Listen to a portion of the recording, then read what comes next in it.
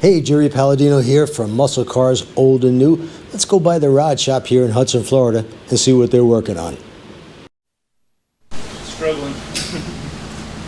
We got a 502. Yep. With what? 502 big block. What kind of carburation is that? That is Weber carbs. Well, that's unusual. Yes, very unusual. Very hard to tune. I bet. Yeah. It can be troublesome. What would make somebody use those rather than, Hollies or Edelbrock? These days, style points. It's definitely not for running well. Put it that way. You're better off with just a generic or old school carb. I would imagine. It looks cool. That's Yeah, for sure. yes, it sure looks cool. It looks different. Yeah. Unique car. It's a 61 Impala. And it's got a 6-speed as well, huh? It does. Yep, 6-speed manual transmission.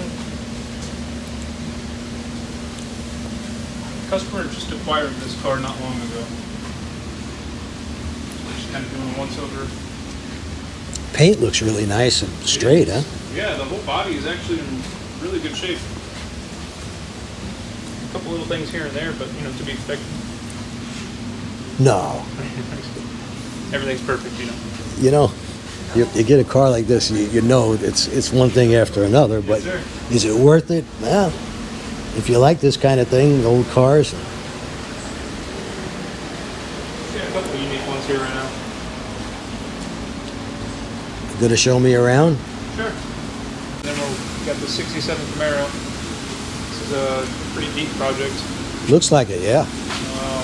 We've done quite a bit already, honestly. I know it may not look like much, but we already did the wheel tubs, replaced all the floor panels that were rusted out. So you do the body work here as well? Some, yeah, to an extent, yeah. We try to stay in our lane, but stuff like this, we're obviously capable of doing fabrication and whatnot. We'll be sectioning in new quarter on this side, fix all that rust and whatnot. The customer didn't even know this was here. It was missing a whole corner chunk, so part of our discovery is making sure the customer knows fully what they've gotten themselves into, and hopefully they don't have issues down the road. So we've done a lot of inside work. All the floor panels, both sides, have been replaced. Trans tunnel. There's a section down there in the front of the floor that was rusted out. So little by little, coming together. Still got quite a bit more to do. Seam sealing and cleaning everything up so it blends all together, and then we do a full undercoating, and then we'll coat the inside of the car as well. The Raptor liner. What motor? The process of shaving the firewall, putting in this panel and filling all the other holes, everything we don't need, and then we'll come back and massage everything, fill everything so it's nice and smooth and pretty. So, what motor are they going to put in it? This is actually getting that LS that's sitting up there on the engine stand when you first come in the door. So it's a pretty healthy build for what it is. It should make close to 400 horsepower for this guy. That's what he wants. He just wants to be able to, good cruising car, good driver. How long does it take to complete something like this?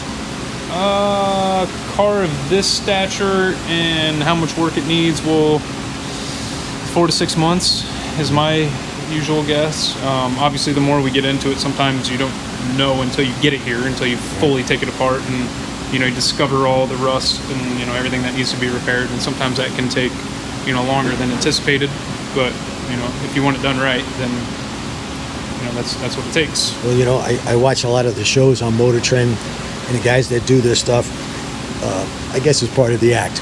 But they look at the car and say, okay, let's take it down to nothing, and they're shocked at all the rust. Now, come on, the car's 50, 60 years old. You gotta expect it. Yes, of course. Yeah. Well, but a lot of people buy these cars, like this one, for instance. It's already somebody's already slick sanded it, and they've already done a lot of body filler and all that. And when the customer bought the car, he looks at it like this is in great shape. You know what I mean? Most customers don't necessarily know what to look for and how to look for it. Like the old Magnet.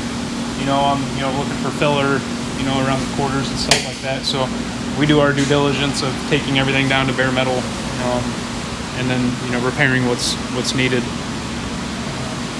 But yeah, it's a full build on this one. It's QA1 everything. I've already welded in the rear subframe for their new kit that they just came out with, and that was super nice, man. Real nice kit. One of the better 4-link kits we've done on these cars, honestly. You can see the engineering, over time, how it's gotten better.